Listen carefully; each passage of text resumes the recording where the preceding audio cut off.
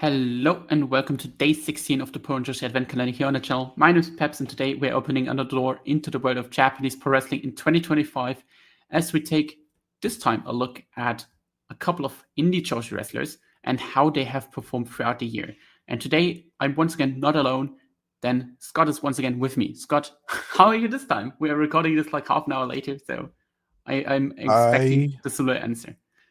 I can't believe you're doing 25, 24 of these?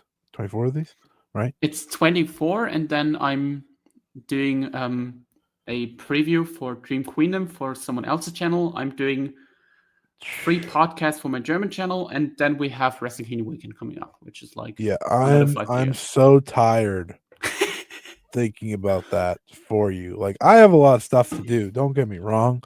But doing one of these already a lot. Doing 24 of these plus other stuff is insane. That being said, let's get to our regularly scheduled programming.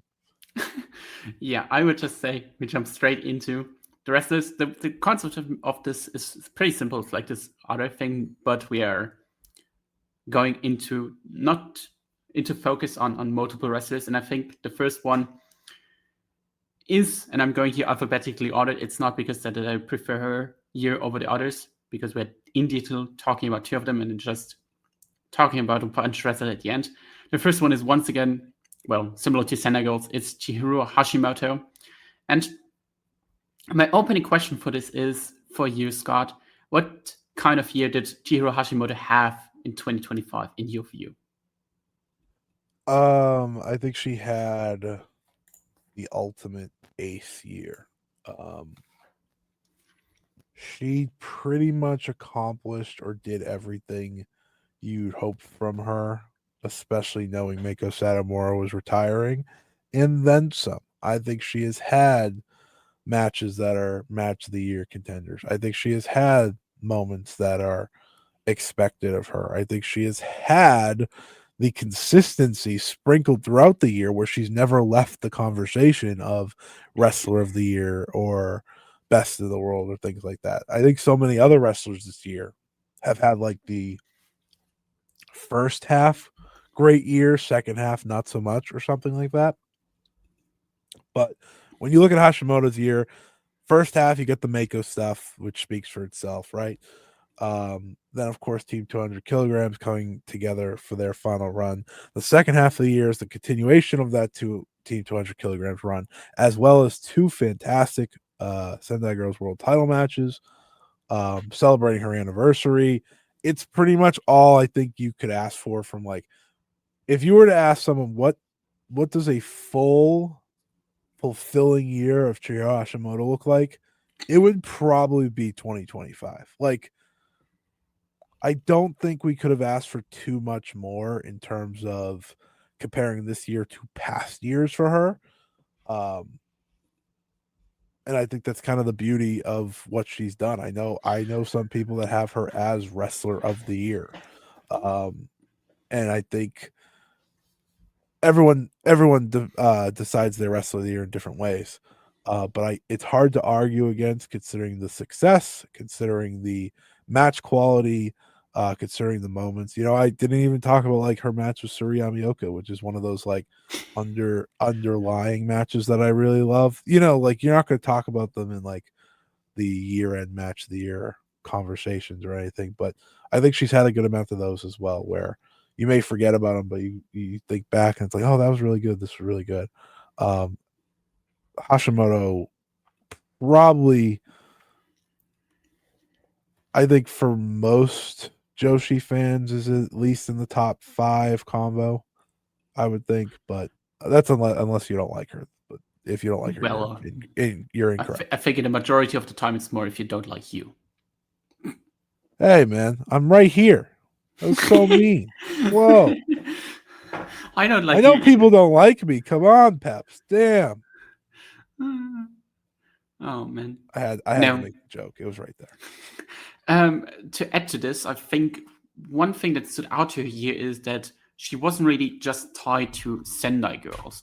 Like she had Yes. a big match in Stardom as Yokohama Arena show, like which was one of no, it was the biggest Joshi show in like nearly 2 decades, if not more. She also had, well, a couple of matches in Marigold.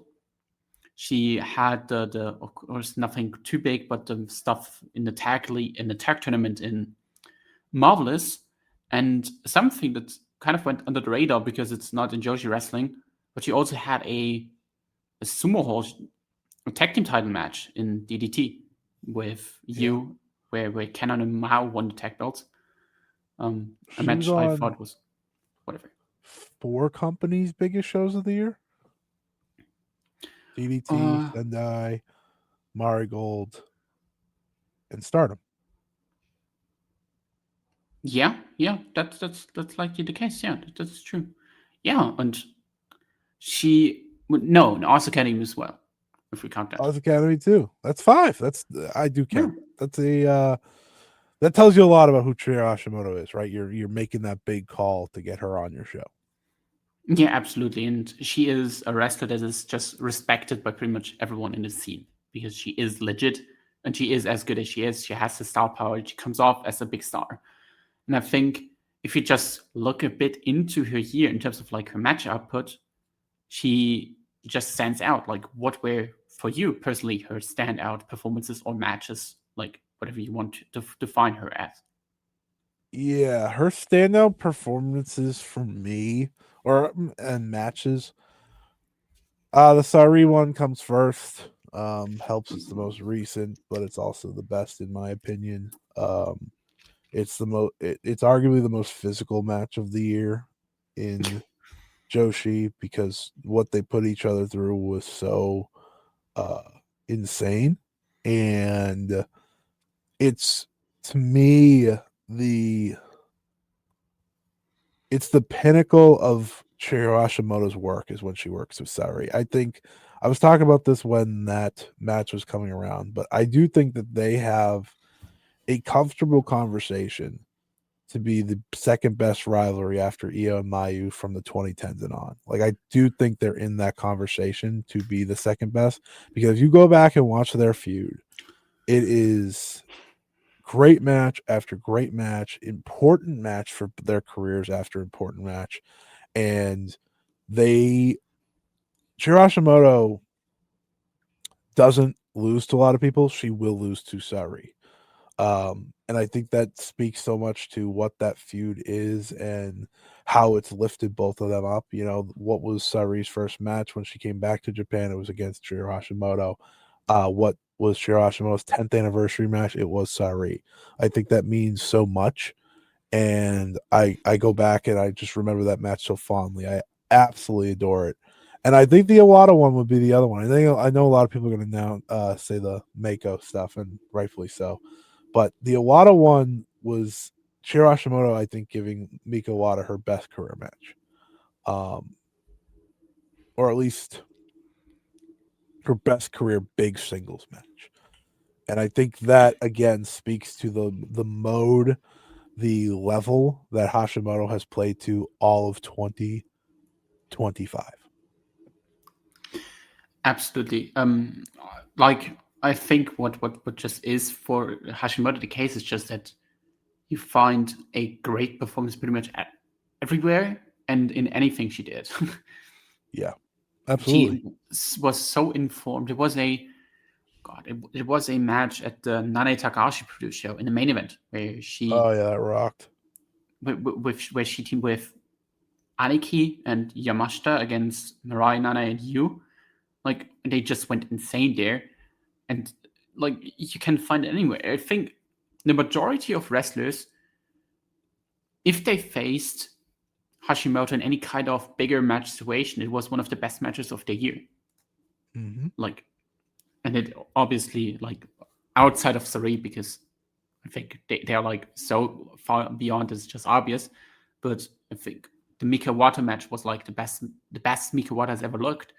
You got a lot of great tag matches out of Hashimoto, and I think their retirement match will be like the best you singles match in like a decade or so. Um, I would at least go as far and say that Hashimoto is like a big part why Lena Cross is now signed with AEW. Mm-hmm. Their match that they had at the show in Sabo in the main event, which was a surprising decision back then. everyone's like, okay, like Hashimoto is definitely going to be in a singles on the show, and she just said no. I'm going my stuff with Lena Cross, and that rocked in the tag title match. Like the match against Emi Sakura and Mei Suruga, for example, were like one of my favorite outings from Emi Sakura that she had this year. And you can go on and on with that. I think Hashimoto is the best opponent that Hanako ever had. If that means something. Yeah. That's like I'm not gonna say anything. Hashimoto just has been fantastic this year. I think in terms of straight up consistency, and if we look at every match, I'm unsure if there are above 10 matches this year of hers, like 70 plus, where I would say, okay, they were average or below. Which obviously always going to happen with some cases if it's like comedy bouts or anything like that. But I think Hashimoto always, regardless with who she teams with and who she faces, always delivers. And that just shows you how good she has been in 2025. And I think she is super well in this ace kind of role, and she is booked to near perfection in that role. I think the only thing is, and we mentioned that in the other video, is I would love more singles matches of her, to be completely honest, more big match situations of her. That's really all I have to complain about her booking this year. Absolutely. Hashimoto, if you look at all of Hash's singles matches and you average them out, it's probably the highest singles average. The problem is she doesn't have a lot of them. So that plays to the problem, right? Like that plays to if you make the great point of, if there's a complaint to be had, it's that she doesn't have enough.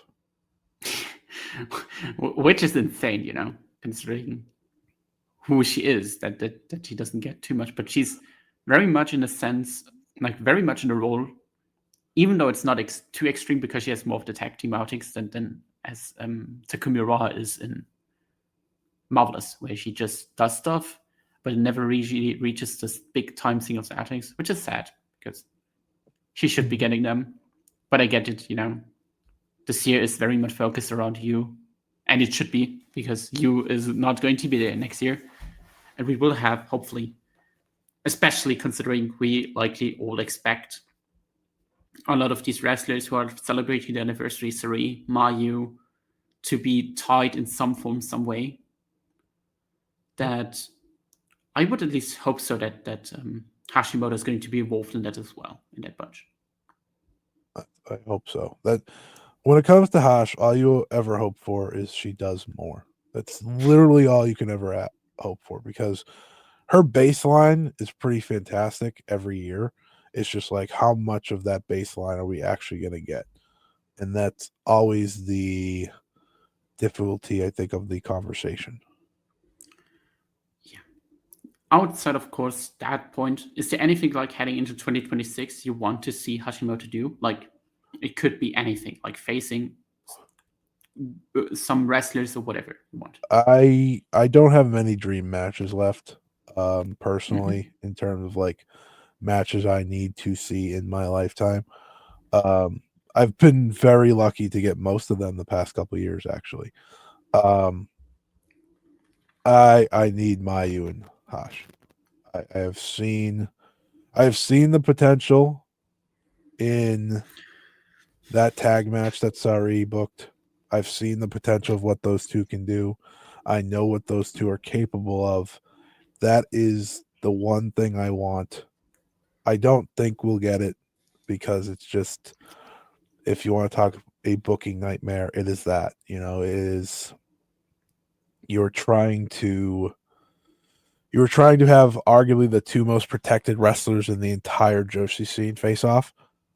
But that is what I hope for. Anything else, I just hope she defends the title a little bit more. Maybe finds a new tag partner. I don't think that would be the worst thing, but mostly, like you said, more singles matches, more big matches, and if I can be so lucky, her and Mayu face off. I'll just take another tag too. of them facing off. Quite frankly, like I'm pretty simple here. I will accept that. If I can't get the big singles, I'll just take like the dream match part 2 from Sareeism at this point. Yeah, I think we will. Well, of course I don't know it, but I would at least imagine that both are interested enough for that to happen sooner than later, especially with Hashimoto kind of being involved now, having a match on a normal Marigold show, and Mayu being on kind of the side quest in the big match situations where she is now facing Iroha, has been Yep. teasing something with Sareee. So like Hashimoto's not that far away. Yep. And it's just having hopefulness. It being the 15th anniversary of Mayu creates a little more hopefulness from me in terms of the possibilities as well. So hopefully that's a match we get. Absolutely. The second wrestler I want to talk about here a bit more into detail is, well, the wrestler you talk about the most next to Mayu Utani, which is Sareee. And do I need to ask how you feel about Saree's 2025, or should I expect a lot of it Um there? Honestly, you probably should ask because I think it's both been it's been a weird year. Because I think Sareee makes the most of literally everything she does. And I think she overall, in terms of match quality, has had a fantastic year. That's what she does. But there is a but here. The stardom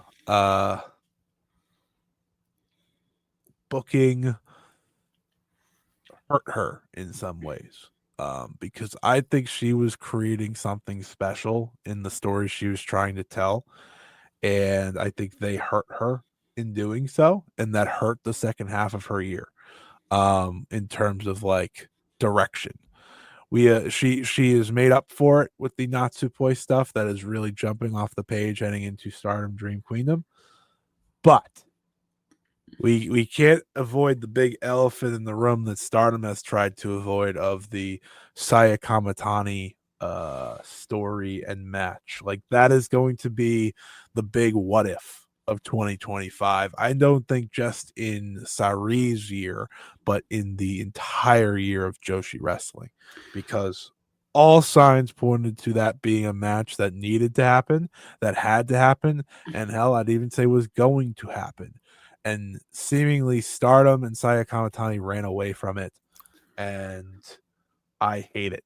I hate every bit of that. That is the one blemish on a year that I think Sareee did probably the most she could do in the Stardom ring. With the IWGP Women's title, she tried to make the most out of that reign. It is their fault that they booked the belt right off of her, kind of out of nowhere. I remember people were like, "Oh, she's leaving." No, actually, she didn't. She's doing an entire feud with Natsupoi. So good try. Yeah, Yeah. there are personal frustrations that come with Saree's year while also loving so much of what she did, because you have the outside of that stuff. You have, you know, her start of the year of dropping all her belts, losing to Mako, and kind of having to rebuild herself to win the IWGP. The great feud with Shuri. They had 3 sensational matches.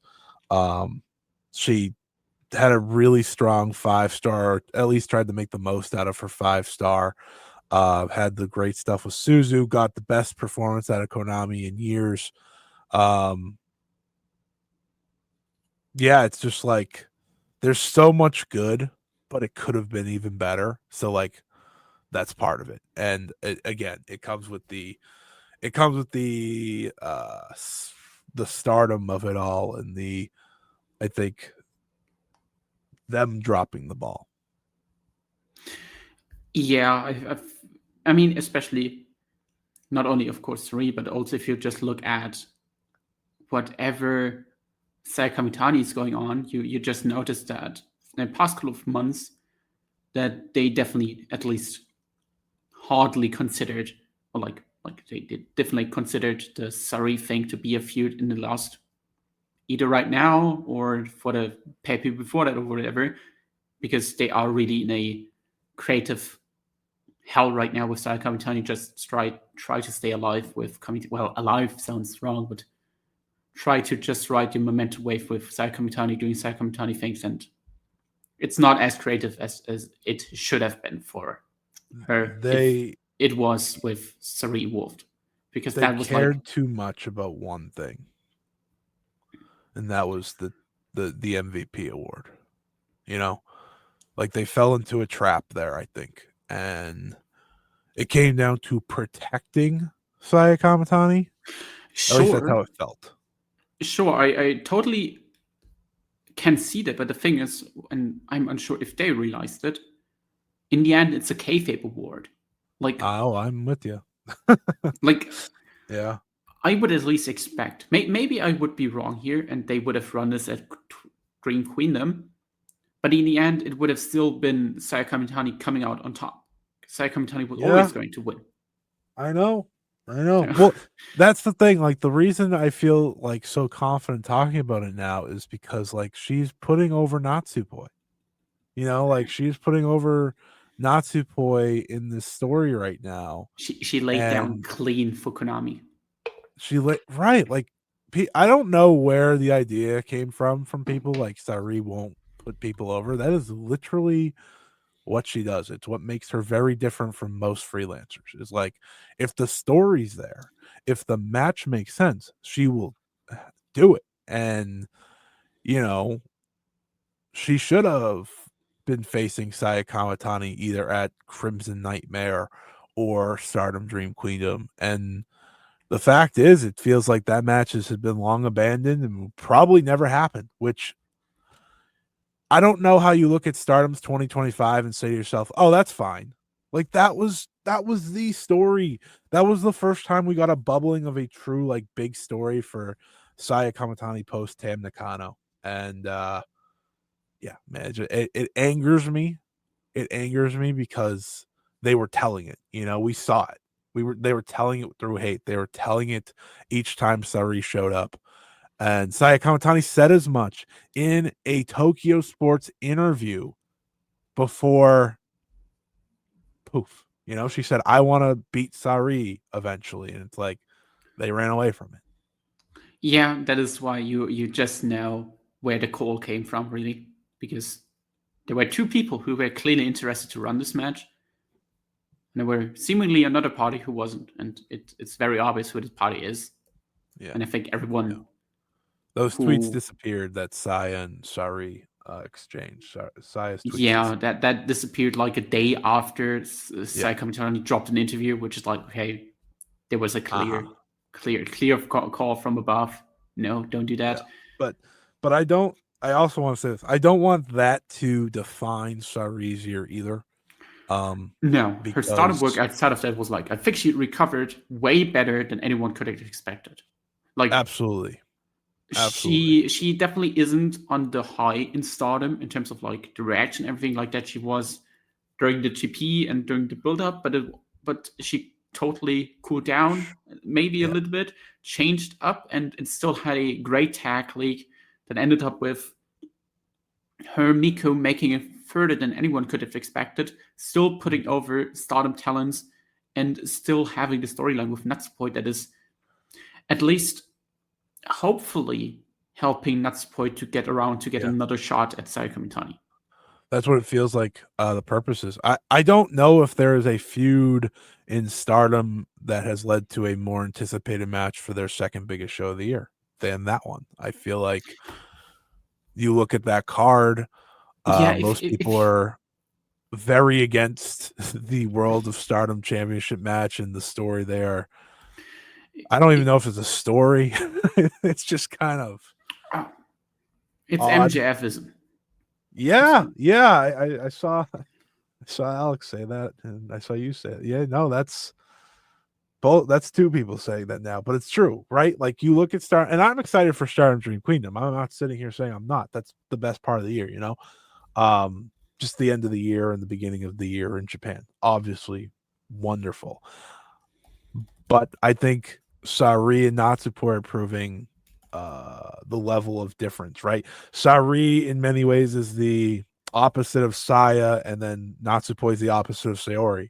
And who's having the more built, better match, more exciting match heading into that show? It's by far those two, and they're not I even fighting mean, for a world title. yeah, but you also gotta say there's also like Saida and Konami as a white belt match is doing much more than the red belt. So That's also true. I mean, I would argue the red belt's the weakest built match on the entire show. I watched Suzuki yeah, cry talking to Fua. Like yeah, there is care throughout that card. And then yeah. there's the world title I'm match. unsure about the tag title match because it's like Well, that's just built by natural like tag league, so I don't really it's think about very it. clear what's going to At least happen there's a when reason that's happening, though. Like Soriano just challenged and then is losing everything. That's it. yeah.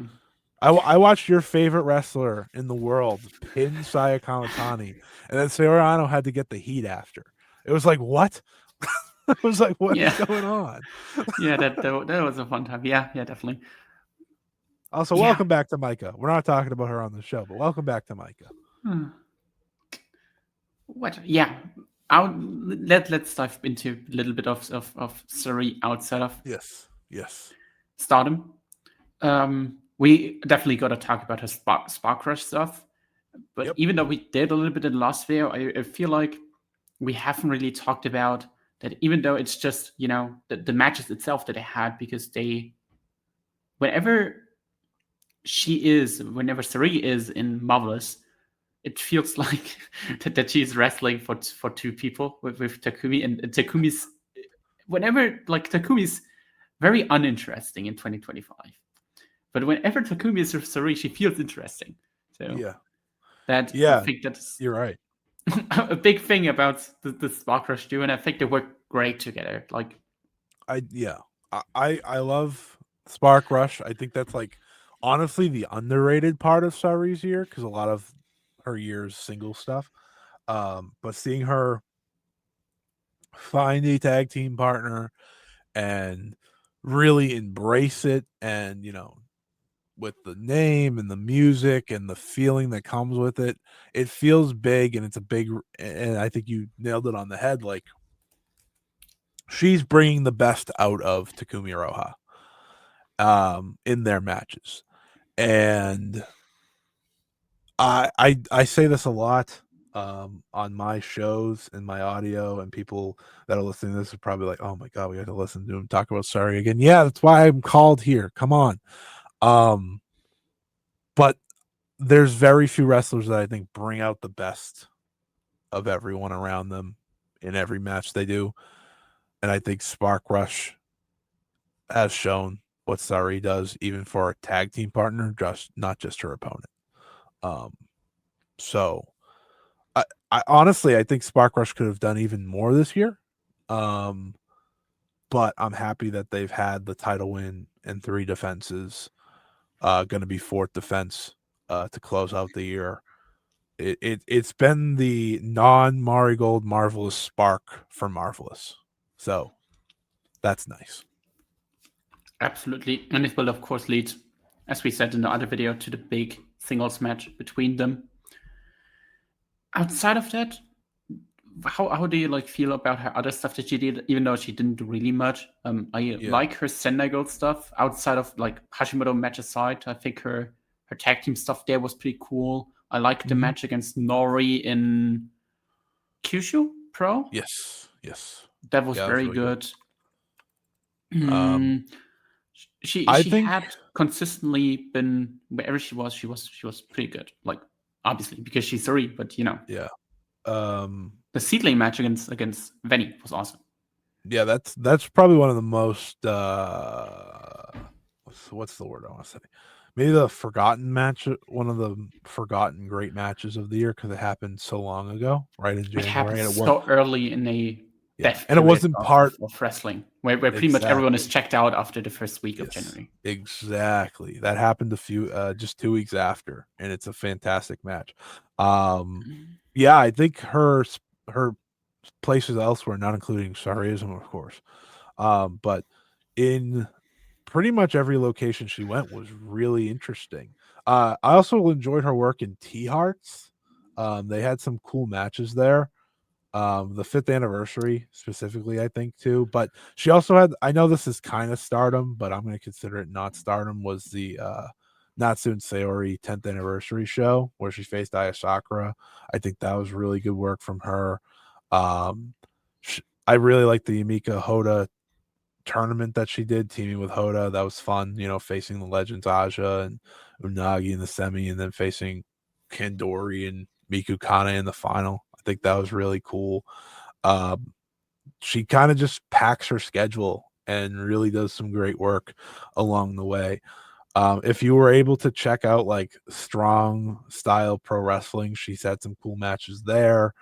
Um, where else? Oh, and obviously, she wasn't in Marigold much outside of losing the world title um, on First Dream. But when she returned for Grand Destiny, that was really cool facing Yeah. Chika Goto. No, you Um, gotta word this correctly.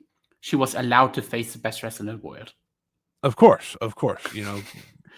but like for a match she didn't build, right? Because it was the mystery, right?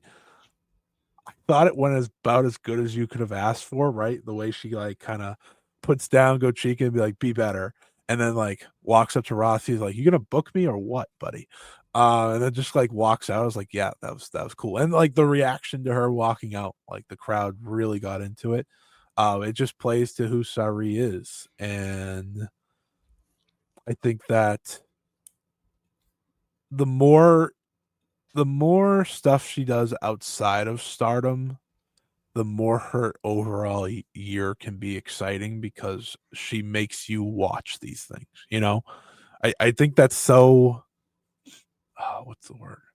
I think that can be overlooked in Sareee. It's like Sareee is making you watch all these different promotions. Sareee was making you watch Seedling.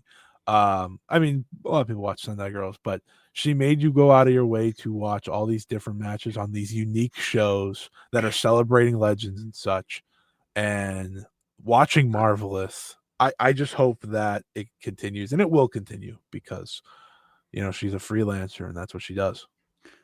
It's definitely the case with Sareee that wherever she goes and whatever she does, she makes things more interesting, get people talking. I don't think they were like Seedling in terms of like pure interest online, even though Twitter is like not the best place for it, or like, but it can also reflect that on my friends and everything like that, on my mutuals.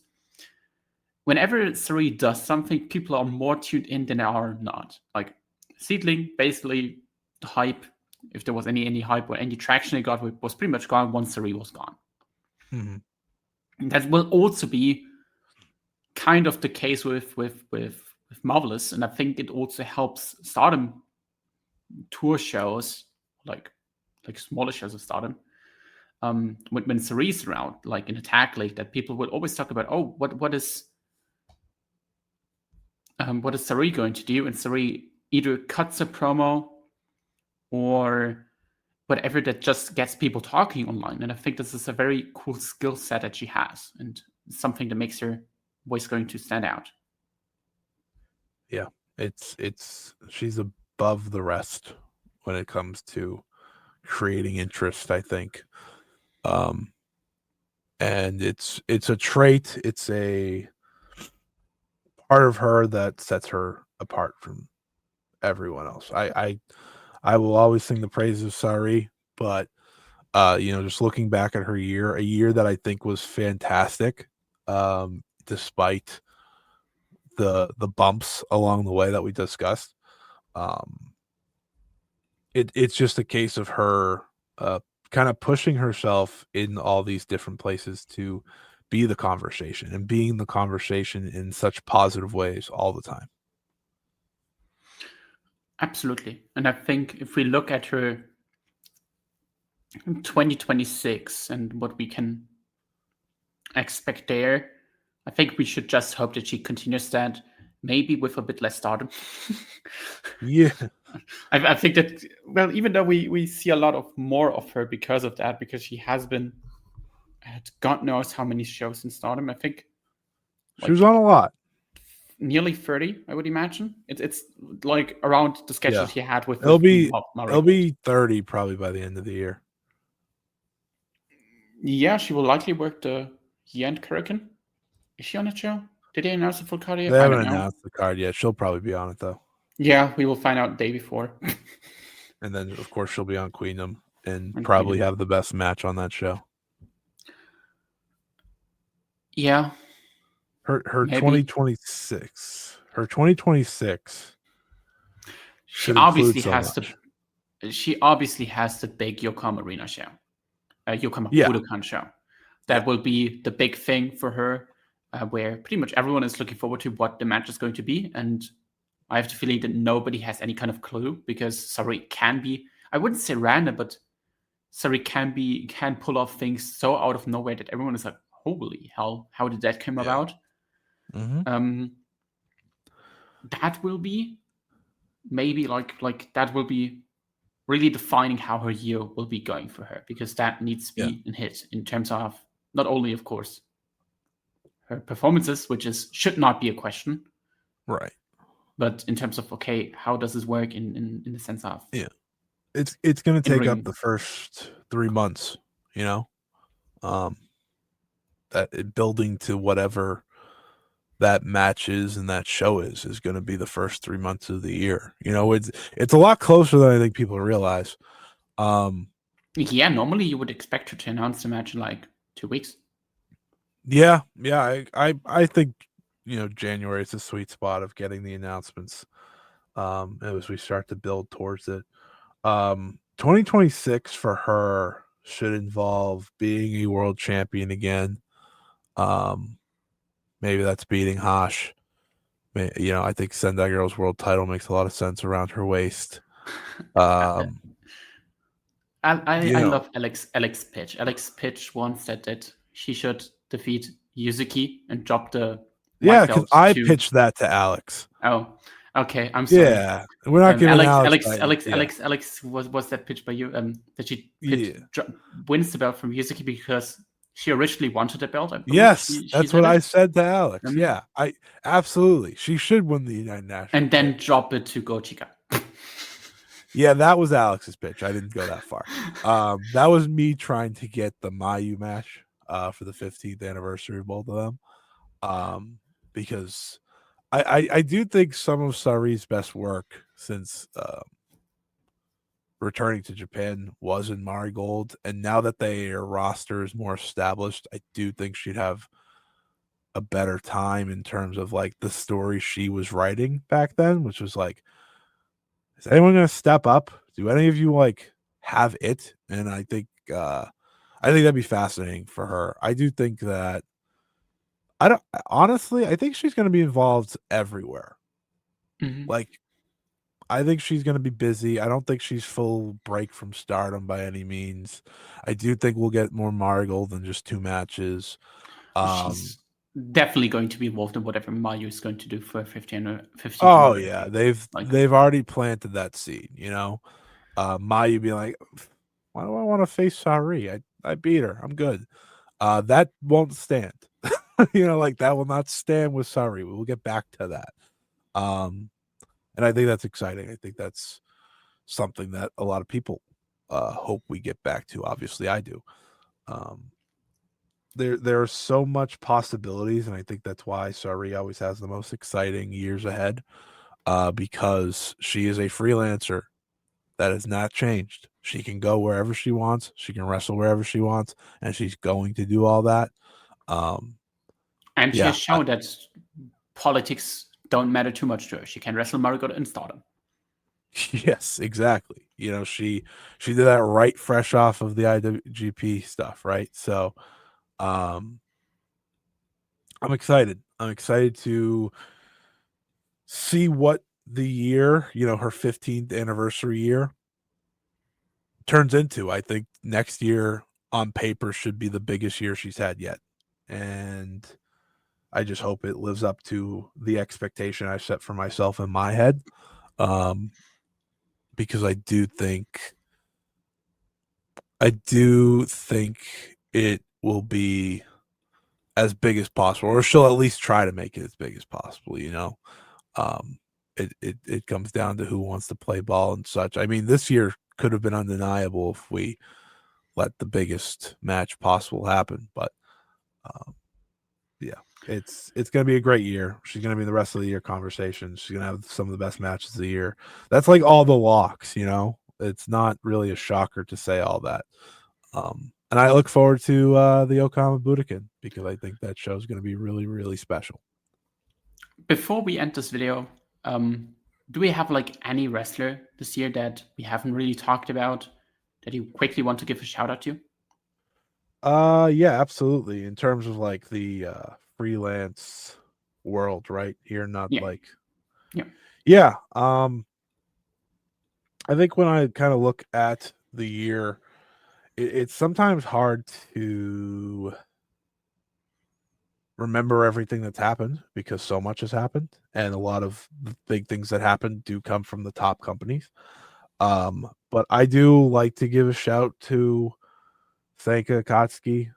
You know, I think while the second half was a lot quieter than the first half, she created a ton of noise, which is impressive for a rookie, let alone a rookie in Marvelous. You know, like that's hard, you know, because ultimately her booking is still her losing majority of the time. You know, like she's still being booked like a rookie to the core there. It's not like in, you know, Marigold where, you know, Sareee Amioka wins and wins and wins and something like that. So I think she deserves a shout. I think anytime you get Veni in a big match, she is one of the best in the world. And while that doesn't happen a lot, I do think she deserves a shout. And I'm just going to give her a shout despite being Marigold for majority of the year. But I do think Mirai had a solid year. And I think she's going to have an even better 2026. Yeah, she will be, and that sounds silly, just off the limits because she can do just whatever she wants. And yeah, she's proving that she literally is doing anything and everything. She do went to you think- Michinoku Pro. I mean, come on. Yeah. Do you think she wins the IP belt? I mean, that'd be funny. My idea is to throw my pigeon from Rise 2026 in TTPW. My idea is she just wins the belt, holds it for the majority of the year, and the first one she puts over Suzume in the Princess Cup final. That'd be cool. I think Suzume wins the POP belt from Miyu. Mirai being on the like Rhea Mizunami schedule for them would be really cool. I kind of hope that comes true. I would have her. I mean, Arisa Enda just won that belt, but I wouldn't mind having her win, or have Mirai win and have Endo drop or win it back. You know, like you can easily do something like that. I think even at Grand Princess, you know, you can just go back to back there. I think that'd be cool. There's definitely possibilities with her. I think we have mentioned like every wrestler. The names I have on my list are Meiko, who we kind of talked about with her retirement run, Senka, Takumi, who we covered with the Sparklers thing, and the last one is Manami Katsu, just simply because I think she was able to hook people, at least for a couple of months, into Ice Rim and feel something fresh there before Ice Rim themselves. And she had a good match with Yuki Mashiro. I don't think anyone else had this year. So there's that. Yeah. You've beaten me to it. I have nothing left to say. I'm sorry. It's the truth. With that, though, I would say we wrap this up because you need to go to work and I need to record another video. And I need to buy groceries because I don't have anything and I need to eat something. And I need to clean the kitchen. So with that, I hope you enjoyed this video. Leave a like and comment down below. Thank you, Scott, for being with us, for being with me for 2 videos straight. Plug everything you want to plug. You know how things goes. From my side, bye-bye. YouTube.com/@ScottEWrestling. That's where you can find me. That's where I do all my content. And you can follow me at Scotty Wrestling on Twitter. That is all. Thank you for having me, Peps. It's been a lovely time.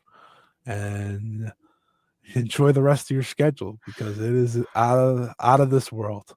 We are at decade 16. It's 8 more videos. Almost over. Almost over. Yeah. Enjoy it.